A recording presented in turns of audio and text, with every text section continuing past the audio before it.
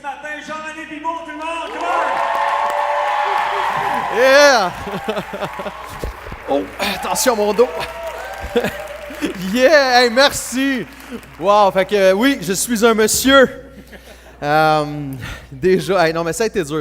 Ok, non. Je suis vraiment content d'être là. Merci vraiment, Jasmin, pour ce beau mot. Ça fait du bien à entendre. Vous êtes vraiment bénis d'avoir un pasteur ici dans l'équipe comme Jasmin. Je l'aime vraiment, vraiment beaucoup, ce gars-là. Une chose que j'aime vraiment ici d'Acts 21, que ce soit chez moi, dans ma radio, sur mon téléphone ou ici live, c'est votre band. Vous avez vraiment un band incroyable. Est-ce que je peux faire du bruit pour le band? La musique, wow! Wow! Vraiment un band incroyable que vous avez, la louange ici, tout le band, le drum, la guitare, la bass, les personnes qui chantent et sentent et tout. Vraiment très, très, très, très nice. Moi, ceux qui ne me connaissent pas, moi je m'appelle Jean-René. Je suis pasteur, je fais partie de l'équipe des pasteurs à la Chapelle à Montréal. Et vraiment content d'être avec vous. Et j'ai été longtemps musicien, longtemps professeur de musique. Ça, c'est de quoi que j'ai fait pendant plusieurs années. J'étais pasteur et en même temps, je gardais un petit côté de musique. J'ai grandi dans l'univers de la musique. C'est quelque chose qui a fait partie de ma vie, toute ma jeunesse et tout. Mon premier spectacle, j'avais 2 ans. Gros spectacle. La foule était en délire. Avec mon xylophone. C'était superbe. Mon père donnait des cours de musique, ok? Fait que continuellement, il m'amenait sur le stage pour faire la musique et tout.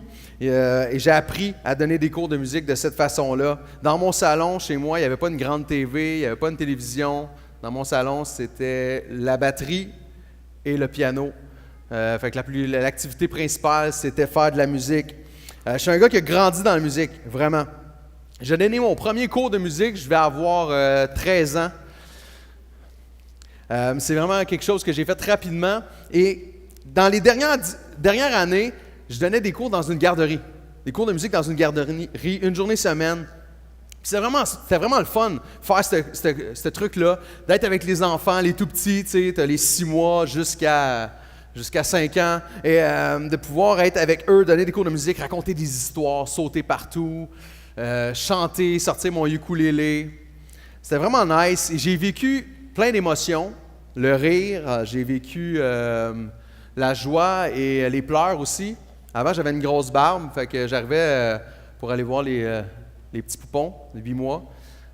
C'était pas au premier cours qu'il y avait du plaisir. Tu sais, ça, le monde le savait, à la garderie, il dit « Laissez-y une chance. Après 2-3 semaines, ils vont être contents. » Fait qu'au début, tu avais les enfants qui étaient là. Me regardait comme ça. Mais c'est spécial parce que, oui, j'ai vu les pleurs, j'ai vu les cris aussi, les rires et tout. Mais une affaire qui se passait, c'est que j'avais mon petit ukulélé. Puis les petits, quand ils me regardaient et qu'ils avaient peur un petit peu, je sortais mon ukulélé. Puis là, je me mettais à gratter quelques accords. Swing, swing, swing, swing. Ben, ça fait pas ce son-là, là, on s'entend. Et c'est qu'à ce moment-là, ils arrêtaient tout. Ils arrêtaient tout de pleurer. Puis ils me regardaient. Ça avait un impact incroyable. C'est fou qu'est-ce que la musique, ça peut avoir sur nous autres. Vous êtes d'accord avec moi? La musique, on aime ça en regarder pour nous, on aime ça en écouter pour nous calmer, on aime ça en écouter pour nous exciter. J'ai mon beau-frère, moi, que c'est important, il peut mettre 15 minutes. Il peut mettre 15 minutes dans une soirée pour choisir la bonne musique. Le souper est prêt, tout est là, les amis sont là, on est prêt.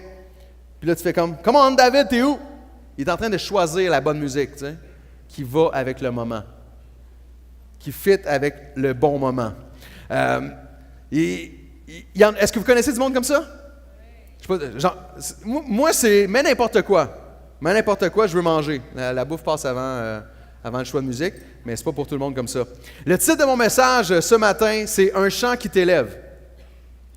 Ça nous est tout arrivé d'avoir une toune dans notre tête toute une semaine, que la chanson joue dans l'auto, puis là, tu es pris avec. Puis à tout moment, tu te mets à chanter. Moi, ça m'arrive tout le temps. Puis là, tu pensais plus l'avoir dans l'oreille, puis c'est à ce moment-là que ton meilleur ami ou ta meilleure amie, ou ta mère, ou ton frère, ou ton enfant décide de la chanter. Puis tu dis, non! Pas encore. Ça nous est tout arrivé d'avoir ces chansons-là qui viennent dans notre tête, qui nous donnent une émotion, des chansons qui nous donnent des émotions. Ce matin, ce que je veux faire avec toi, je veux regarder une chanson en particulier qui est écrite dans la Bible. Cette chanson-là, c'est une chanson qui m'élève vers Dieu, qui m'amène à regarder vers quelque chose de plus haut, qui m'amène vers quelque chose de plus grand, quelque chose de plus profond.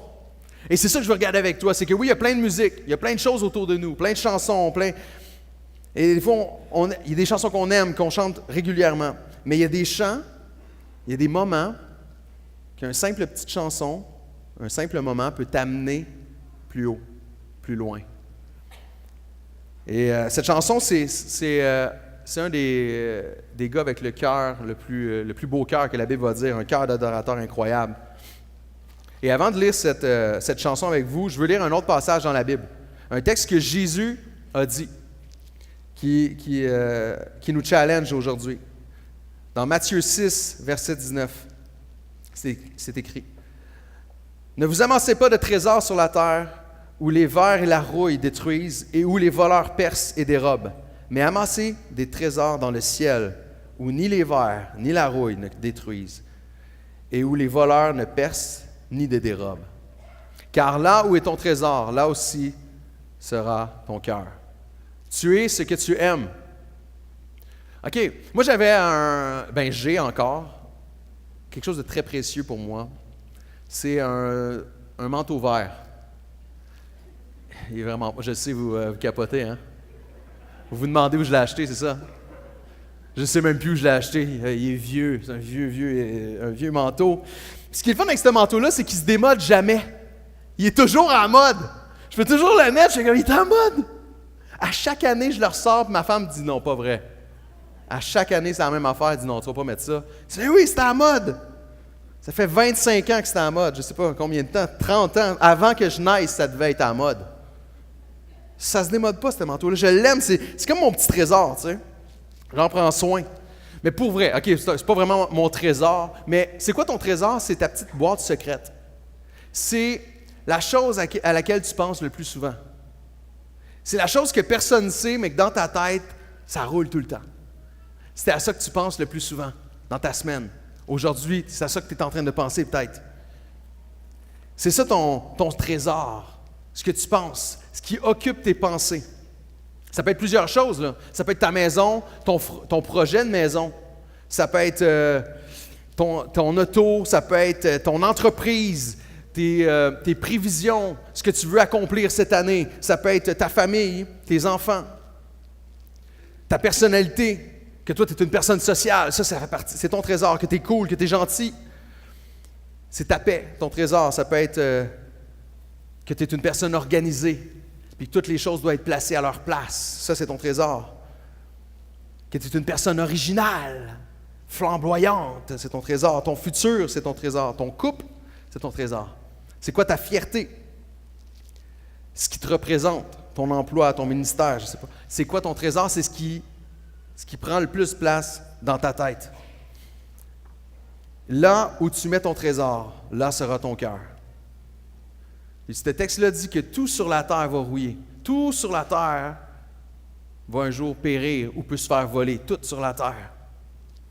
Mais il y a un homme, l'homme que je veux regarder sa chanson, il s'appelle David. C'est le roi David. Et cet homme avait mis son trésor dans les cieux. Avait mis son trésor dans la présence de Jésus, dans la présence de Dieu. C'était son trésor, c'était ce qu'il y avait de plus important pour lui. C'est un roi, c'est un gars avec une famille, avec du succès, qui avait de grandes choses, qui avait accompli des grandes victoires. C'est un leader de haut niveau, c'est un leader qui avait accompli de grandes choses, mais son cœur n'était pas dans ses accomplissements, dans ce qu'il était. Son cœur était dans autre chose. Son trésor était dans les ciels, parce qu'il regardait à Dieu. C'était un homme qui adorait Dieu. Son trésor n'était pas dans ce qu'il avait comme possession sur cette terre. Et je veux regarder une chanson qu'il a écrite avec toi. Cette chanson, pour moi, c'est plus qu'un chant, c'est plus qu'une chanson, c'est une quête. C'est une quête que je veux faire une marche que je veux faire tous les jours de ma vie. Et c'est un chant qui a élevé David plus haut, alors qu'il a tout perdu.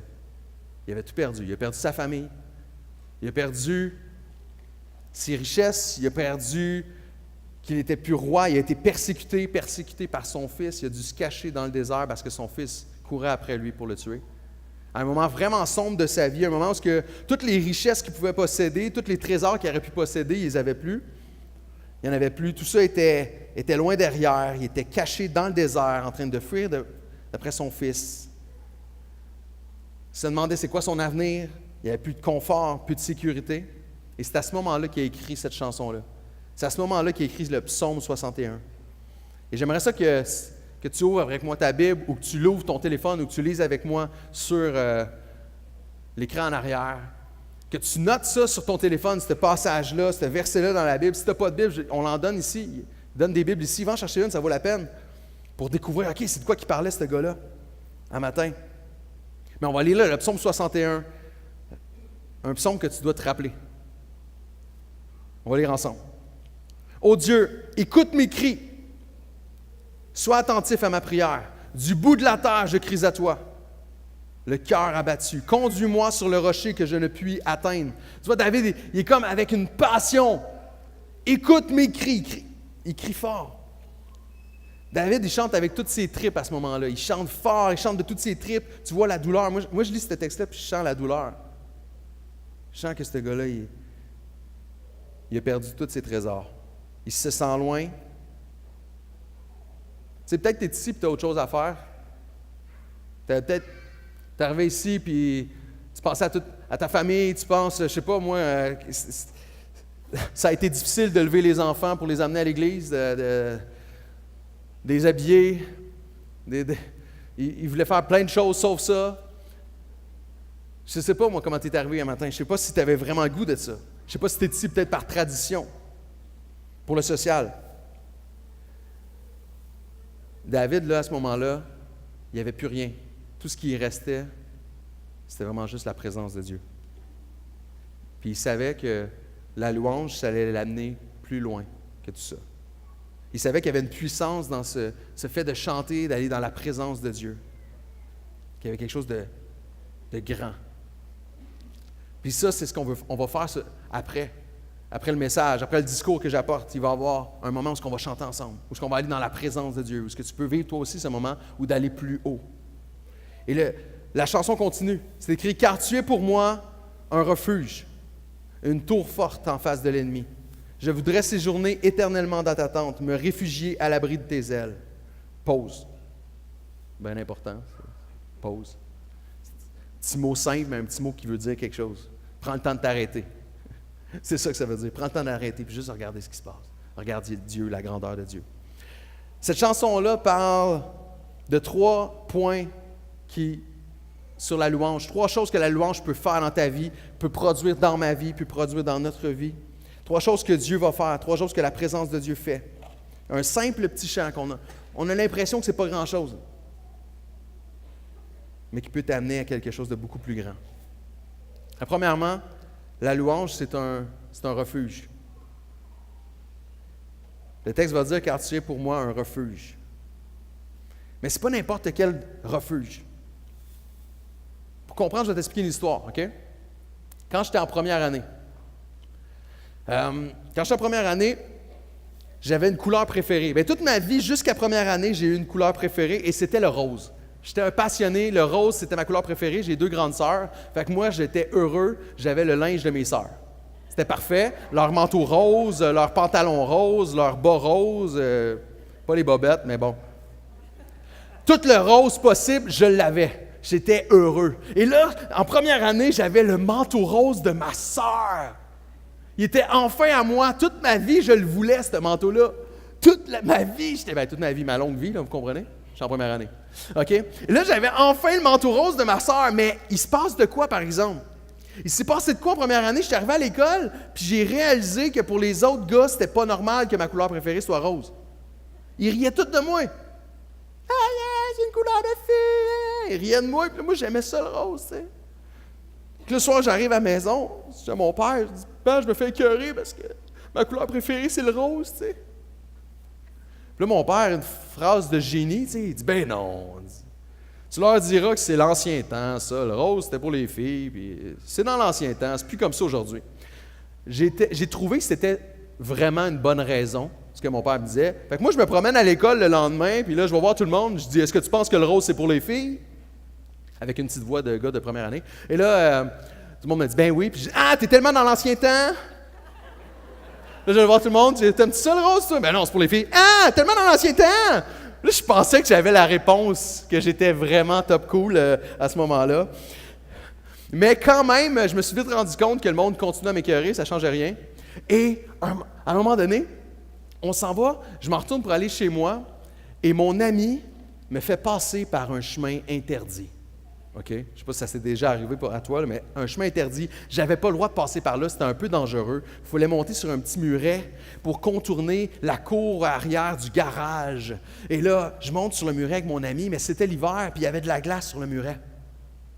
Puis là, moi, je suis le premier, le plus courageux des deux. Fait que là, je monte sur le muret comme ça, comme si je marche ici. Et là, mon pied glisse, mais c'est quand même un muret à peu près à cette hauteur-là. Je tombe la face par terre en premier et je me fais une grosse échymose sur la joue.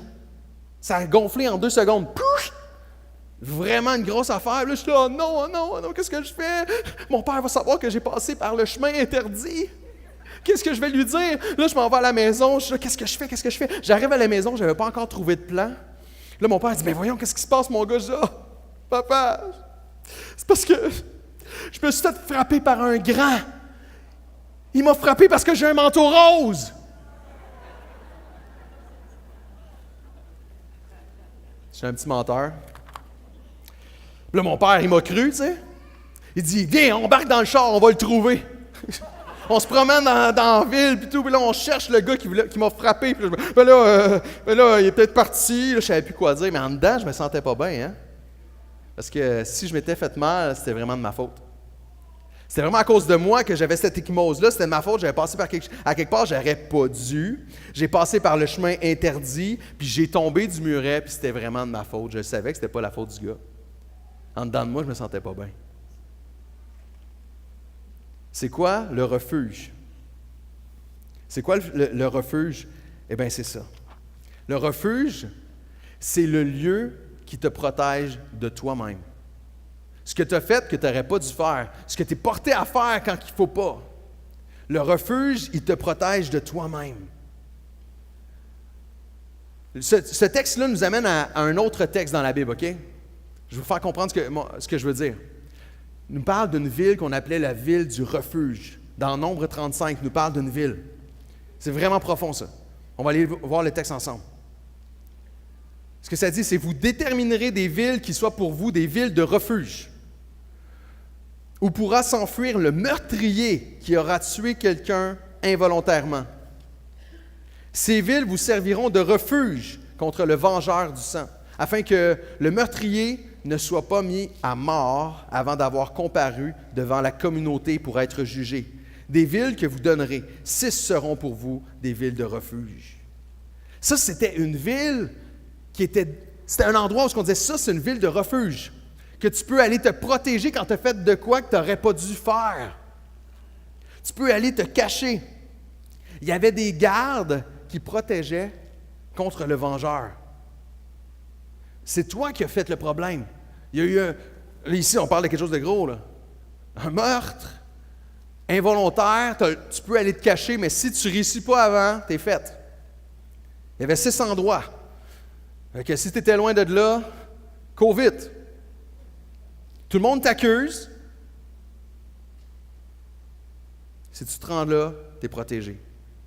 Et la chanson dit, David est en train de dire que ta présence, toi Jésus, toi Dieu, tu es un refuge pour moi. Lorsque moi, je me suis amené dans l'erreur, lorsque j'ai accompli des choses que je n'aurais pas dû faire, lorsque j'ai eu des pensées que je n'aurais pas dû avoir, les mensonges, la paresse, les relations brisées, les choses qui font mal, les choses que j'ai faites que je n'aurais pas dû faire, toi, dans ta présence, tu me protèges contre moi. C'est ça qu'il est en train de dire. Quand j'ai gâché tout, Quand j'ai fait quelque chose que je n'aurais pas dû faire, ta louange m'aide à me relever, à changer. Ta louange, de chanter, de regarder vers toi, ça m'aide à prendre le pardon, de m'éloigner du péché. La louange me protège de moi, c'est un refuge. C'est Jésus qui est ce refuge-là. Jésus qui a été tout payé pour nous, qui a été porté tous les péchés, toutes les choses qu'on a faites de mal, qui est allé les porter pour nous, que maintenant, quand on se place en lui, on est pardonné. Que plus rien ne peut t'accuser. La louange te fait réaliser à quel point tu es pardonné. La louange, c'est aussi une tente que ce texte-là va nous dire. Pas ma tente, mais une tente pour aller faire du camping. À cette époque-là, ce n'était pas vraiment une tente pour faire du camping, je vous l'explique.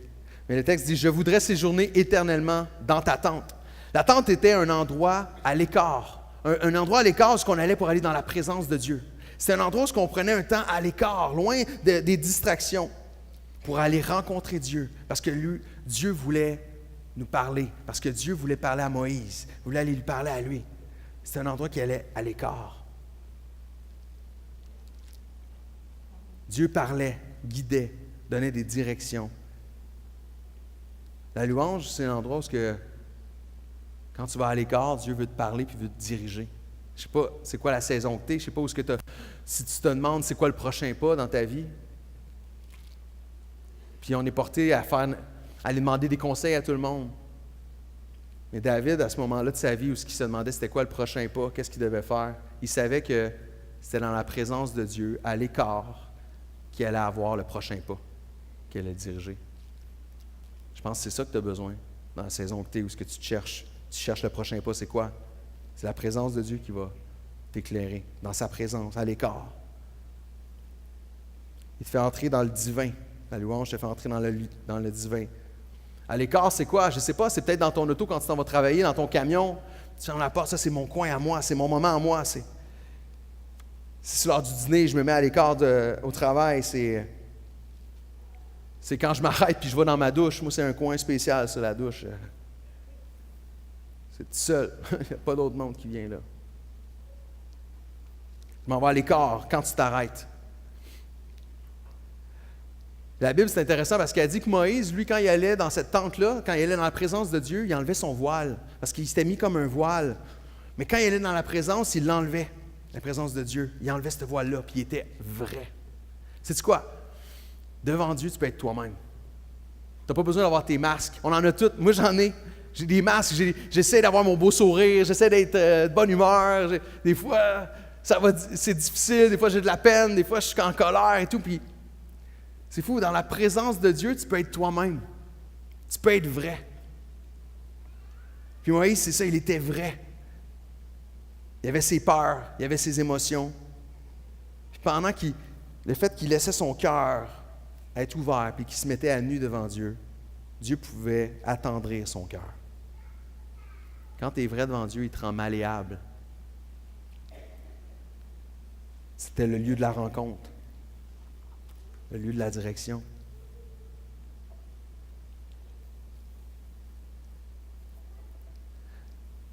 La louange, c'est aussi des ailes. La Bible va nous dire que la louange, c'est des ailes. Me réfugier à l'abri de tes ailes. La Bible va parler souvent de Dieu comme étant un aigle. Un grand aigle avec des grandes ailes qui nous couvrent, qui va nous couvrir de ses ailes.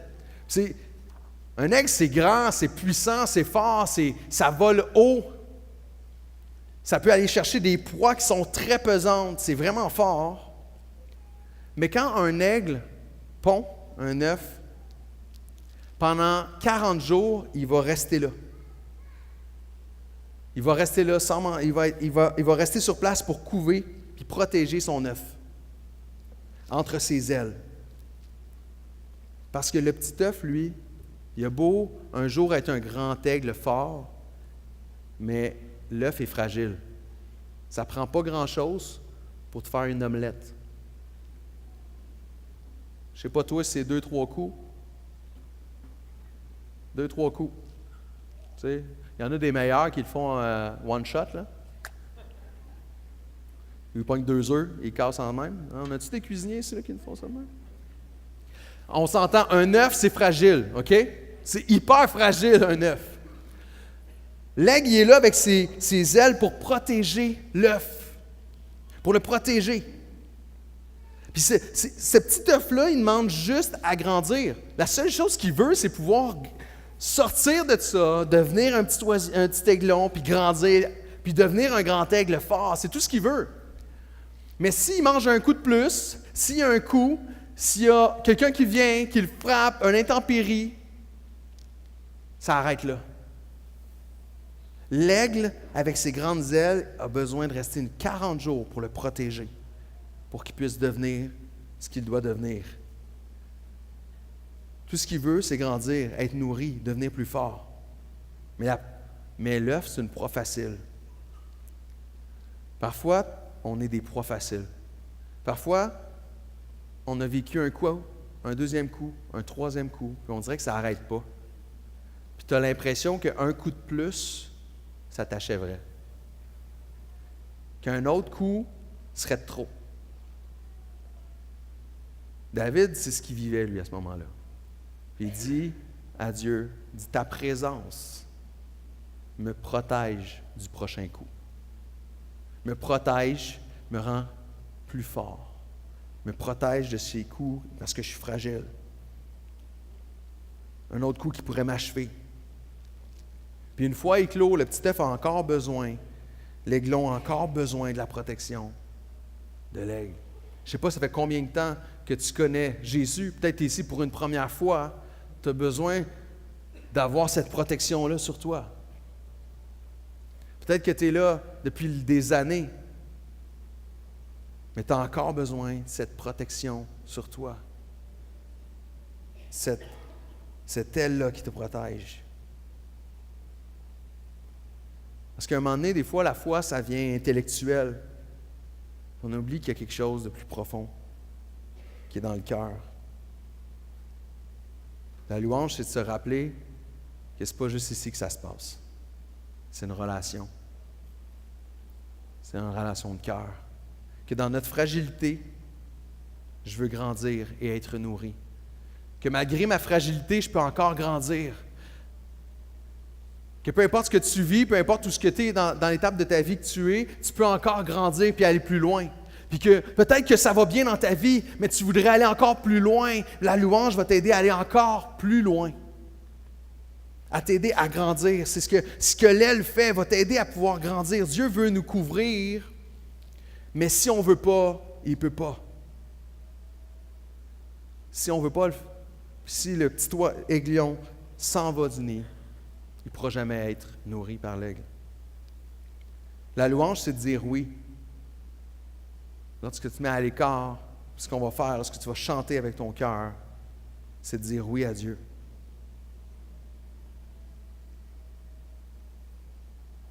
Un coup de plus qui pourrait m'achever. La louange, c'est un simple chant qui peut t'amener plus haut. Et ensuite, tu as le mot pause.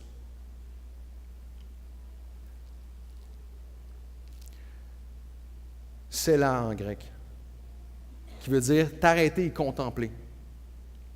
Psaume 61, il nous dit à la fin, David va, après avoir dit son chant, puis de dire à Dieu toute cette douleur qu'il a et qu'est-ce que la louange lui apporte, il va terminer en disant « Alors je chanterai sans cesse ton nom, en accomplissant chaque jour mes vœux. » David, après avoir vécu ce refuge, vécu cette tente, vécu cet abri à l'ombre des ailes de Dieu, il termine en disant « Je chanterai tous les jours. Tous les jours, je vais chanter à l'Éternel. » Comment entrer dans la louange? Je vais te donner quelques petits moyens simples. Quelques moyens simples, je vais te donner. Premièrement, il faut que tu t'arrêtes. Il faut que tu t'arrêtes. Notre vie va trop vite. On aime ça être occupé. On aime ça le dire. On aime ça. Peut-être que tu n'aimes pas être occupé, mais on est occupé. On n'a pas le temps. Arrête-toi. Prends quand même du temps seul. Trouve le moment de t'arrêter. de te mettre à l'écart, de parler à Dieu. Comment? Je ne sais pas, il y en a qui c'est avec un journal. Tu peux prendre un petit journal puis écrire des prières, écrire sur ton téléphone, dans Notes, écrire des choses à Dieu. Sois vrai. Mets une toune sur repeat. Moi, il y a une toune que j'aime beaucoup, je la mets, puis ça m'aide à juste tomber à enlever les distractions. Je mets mes écouteurs. Je me dis, OK, là, je suis dans un moment avec Dieu. Moi, je m'en vais au travail en marchant, je mets mes écouteurs, puis il y a quelque chose, ces moments-là étant, je m'arrête. Je mets une tune sur repeat. J'ai fait une playlist sur Spotify, YouTube. Ça s'appelle « Un chant qui t'élève ». Tu sais pas, tu n'en connais pas des chants qui peuvent t'amener à t'arrêter ou te mettre à l'écart. Va voir cette playlist-là. Il y a quelques chants sur cette playlist-là pour que tu puisses te mettre à l'écart, pour que tu puisses prendre un temps d'arrêt.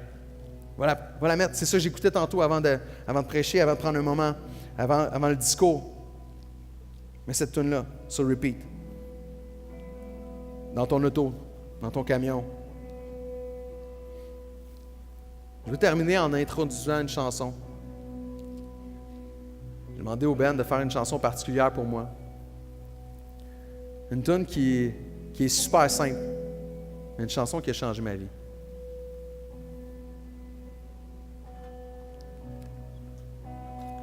Je veux vous la raconter, un peu l'histoire qui va avec cette chanson-là.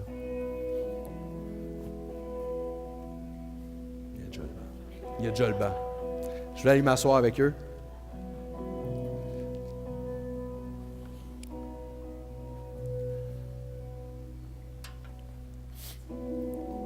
Il y a de ça quelques mois, un an et demi maintenant, je passais à travers un moment difficile. Je suis un gars hyper actif, j'aime ça avoir plein de choses. J'aime ça être occupé, tu sais. Je sais pas s'il y en a comme moi, mais j'aime ça. Si j'ai rien à faire, je capote. Puis, j'étais à une saison où j'étais beaucoup occupé. Je m'occupais du spectacle de Noël de La Chapelle, avec beaucoup d'artistes qui participent à ce spectacle. Plus de 100 artistes. Je faisais la mise en scène de ce spectacle-là. Je faisais beaucoup de choses à réfléchir. Je prêchais régulièrement les vendredis soirs et les dimanches. Et puis, j'étais aussi en train de préparer un voyage où j'allais donner une formation à l'extérieur. Puis essayer d'être un bon papa, essayer d'être un bon mari à travers tout ça. Puis je me sentais pas y arriver. J'étais vraiment fatigué. Puis mon trésor à ce moment-là, il était dans que je suis capable d'en prendre. Mon trésor, moi, là, c'était que je suis capable d'en prendre, moi. Moi, peu importe ce qu'il y a, je suis toujours heureux. Et mon trésor était là-dedans. Mais ça nourrit pas, ce trésor-là. Puis je me suis rendu vraiment fatigué. Mes pensées étaient sombres. J'étais vraiment en train de... Je m'en allais, dans une mauvaise direction. J'étais en train de tout gâcher. Je me rappelle, j'étais en vacances. J'ai un congé, une journée de congé. Ma fille, qui a 4 ans, est avec moi, puis d'habitude, j'essaie de jouer avec elle, puis j'étais pas capable. J'avais pas capable de jouer. J'étais pas là. J'avais vraiment la tête qui était pas là. J'étais très sombre dans mes pensées. Puis là, on est là, j'étais avec ma fille, posé de prendre du temps avec elle, mais pour vrai, je donnais des miettes à ce moment-là. Puis on va pour prendre l'auto, elle rentre dans l'auto avec moi, je l'assois en arrière, puis j'ai de la misère à partir l'auto, tu sais, j'ai même pas le goût. Puis je m'étais fait donner un album de musique. Je prends l'album, je commence à le déballer.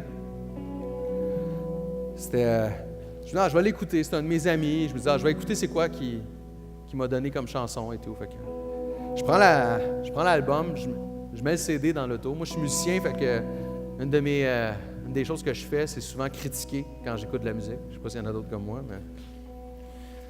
Fait que j'avais ce minding-là. Je mets une toune, je fais « Ah, non, skip la toune. Ah, non, skip la toune, tu sais.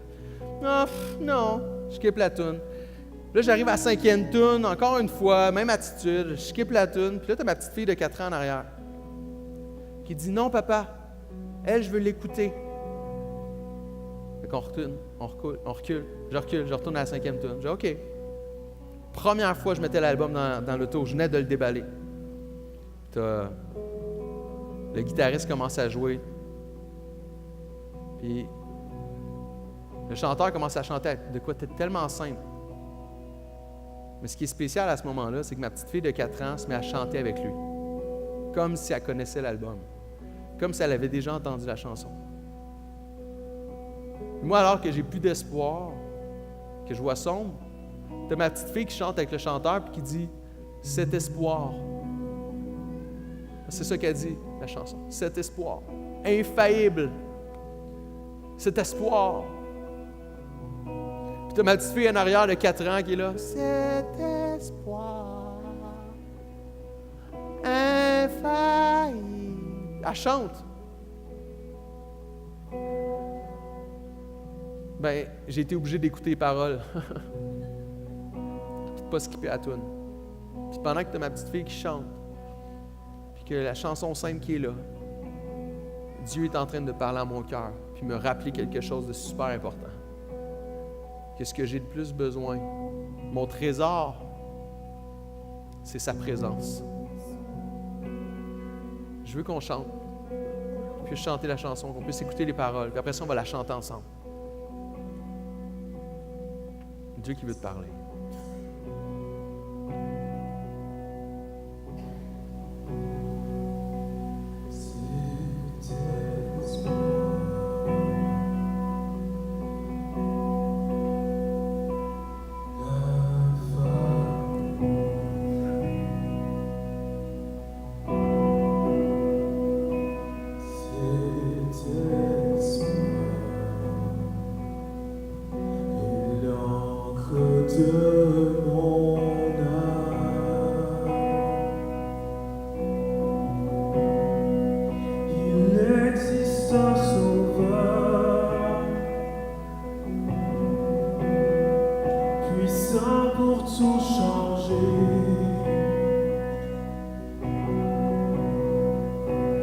Fils unique aimé du Père, le roi d'éternité.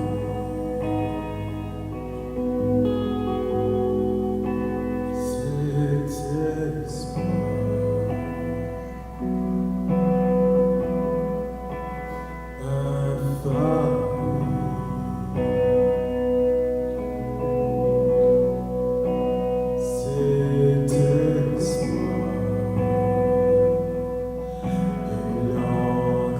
de mon âme, quand dans les accents ma foi est éprouvée, Jésus est ce sauveur constant.